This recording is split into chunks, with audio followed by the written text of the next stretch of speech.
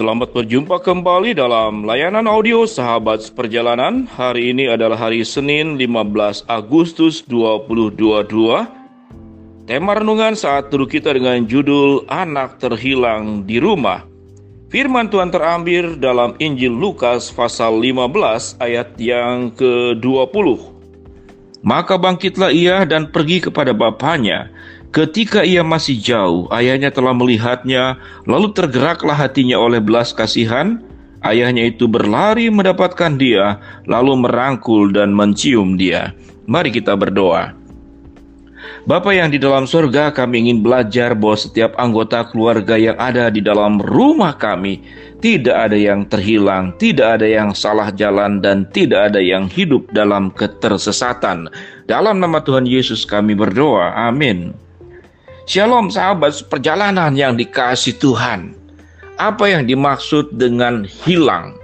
Hilang itu tatkala barang yang kita punya, uang yang kita punya, kendaraan yang kita punya memang tidak terlihat dan sudah diambil oleh orang lain.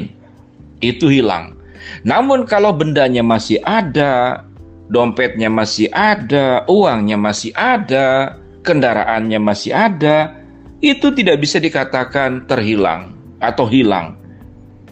Kita mungkin teriak-teriak bicara kepada tetangga, "Bapak Ibu, motor saya hilang.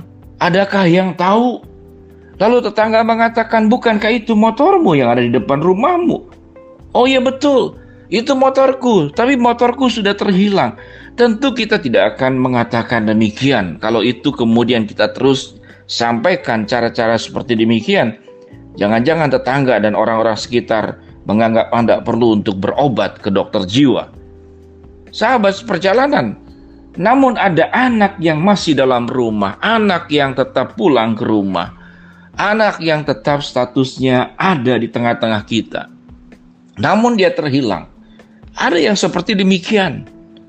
Dia memang pulang ke rumah makan, sudah terhilang. Apanya yang terhilang? Yang terhilang bukan fisiknya, dia tetap ada, bisa kita lihat. Bisa kita ajak bicara, bisa kita ajak ngomong.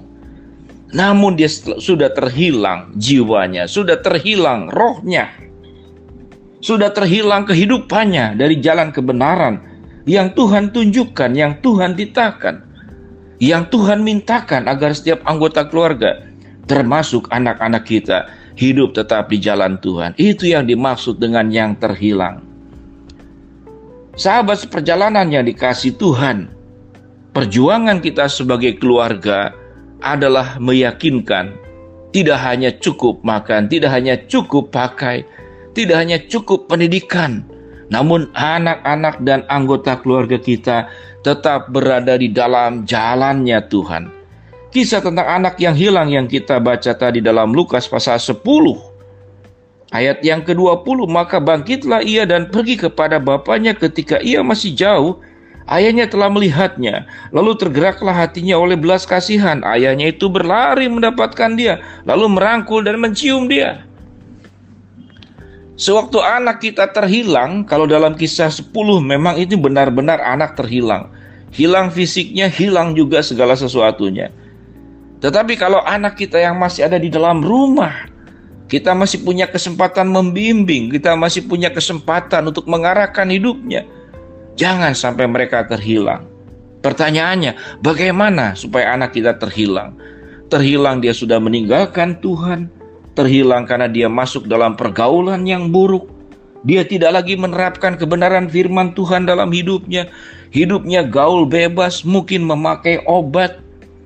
Kehidupannya bertingkah laku yang asosial, tidak mengikuti norma-norma masyarakat, melanggar aturan masyarakat, melanggar firman Tuhan, tidak mendengarkan apa yang disampaikan oleh orang tua.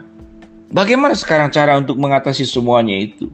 Sahabat seperjalanan, ada banyak teori-teori pendidikan, ada banyak cara-cara agar anak-anak kita itu berjalan dengan baik. Maka cara yang tepat adalah orang-orang yang ada di sekitar anak-anak itu, khususnya kedua orang tua, harus juga hidup di jalan yang benar, harus juga hidup di jalan yang tepat. Bagaimana mungkin kita mengajarkan anak-anak kita, "Nah, engkau harus hidup di jalan yang benar." Sementara sewaktu kita orang tua menasihati anak, kita sendiri sedang berada di jalan yang salah. Bagaimana anak kemudian meyakini bahwa apa yang kita ajarkan itu sesuatu yang benar? Nah, belajarlah engkau menjadi orang yang sabar dan bijaksana. Sementara orang tua sendiri tidak sabar dan tidak bijaksana. Nah, hendaklah engkau hidup itu pandai-pandai mengatur keuangan. Sementara orang tuanya sendiri juga hidupnya tidak pandai mengelola keuangan. Keterhilangan tidak hanya bersifat jiwa.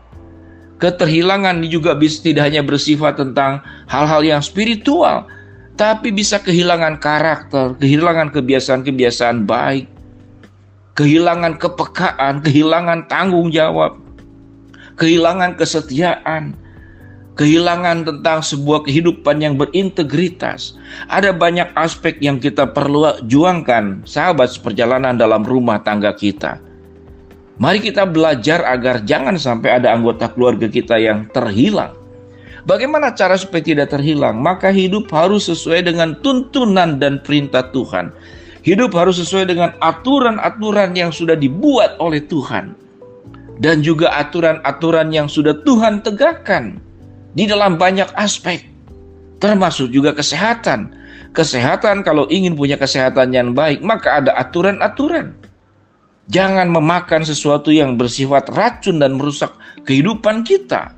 Demikian juga dalam kehidupan seharian kita. Jangan sampai kita masuk dalam pergaulan itu merusak dan menghancurkan kehidupan kita. Sahabat perjalanan yang dikasihi Tuhan, dari semua rangkaian yang kita lihat dalam kisah tentang anak yang terhilang, bahwa yang paling utama adalah keteladanan. Dan kemudian yang paling utama kita bisa mengasuh, membimbing anak-anak kita sesuai dengan prinsip-prinsip kebenaran firman Allah. Jangan diproteksi anak, dikasihi berlebihan, dilimpahi kasih sayang sampai anak lumpuh. Jangan juga anak terlalu ditekan, terlalu ditindas, terlalu dipaksa, terlalu dituntut sementara anak tidak punya, katakanlah belum memadai untuk mencapai hal tersebut. Dia belum cukup waktunya, tapi kita tekan, maka anak pun akan mengalami kehancuran. Sahabat perjalanan, mari kita berpikir, adakah anggota keluarga kita selain anak yang terhilang? Mari kita doakan, biarlah kita terus dengan penuh kesabaran menanti bahwa mereka akan kembali. Sama seperti Bapa yang menantikan anak yang hilang. Bapa itu menanti sekian lama tatkala melihat anak itu datang dan ia melihat yang masih jauh. Ayahnya telah melihat, lalu tergeraklah hatinya oleh belas kasihan. Ayahnya itu berlari mendapatkan dia, lalu merangkul dan mencium dia. Kalau ada anak-anak dari keluarga kita yang terhilang, atau ada anggota keluarga yang terhilang, marilah dengan sabar kita berserah kepada Tuhan, memohon Tuhan untuk mengembalikan setiap anggota keluarga kita yang terhilang, dan dengan berbagai unsur keterhilangan yang dilakukannya. Dan kita percaya dalam kuasa Tuhan, Tuhan akan kembalikan anggota keluarga kita yang terhilang. Mari kita berdoa. Bapa yang di dalam surga, kami ingin belajar jangan sampai ada anggota keluarga yang terhilang padahal mereka masih di dalam rumah kami sendiri, atau yang terhilang yang memang keluar rumah dan tidak kembali. Kami percaya Tuhan akan mengembalikan semua anggota keluarga kami ke dalam keluarga kami sendiri.